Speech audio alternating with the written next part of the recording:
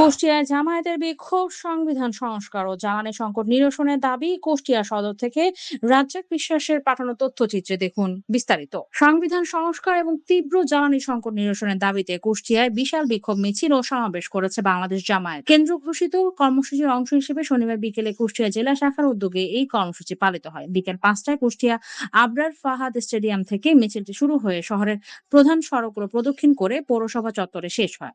Rally পরবর্তী সমাবেশে প্রধান অতিথির বক্তব্যে জেলা আমির এ.কে.এম. আলী মহসিন বলেন, জনগণের ভোটাধিকার নিশ্চিত করতে সংবিধানের প্রয়োজনীয় সংস্কার ও গণভোটের রায় বাস্তবায়ন এখন সময়ের দাবি। সমাবেশে বিশেষ অতিথি হিসেবে কুষ্টিয়া 2 আসনের সংসদ সদস্য আব্দুল গফুর এবং কুষ্টিয়া 4 আসনের সংসদ সদস্য আফজাল হোসেন বক্তব্য রাখেন। বক্তারা বিদ্যমান জ্বালানি সংকটে জনজীবনের বিপর্যস্ত দশা নিয়ে গভীর উদ্বেগ প্রকাশ করেন। জেলা সেক্রেটারি সুজাউদ্দিন জোয়ারদারের সঞ্চালনায় সমাবেশে 11 দলীয় জোটের স্থানীয় নেতৃবৃন্দ উপস্থিত। আপনাকে কিছু কাজ চান্দা দেওয়া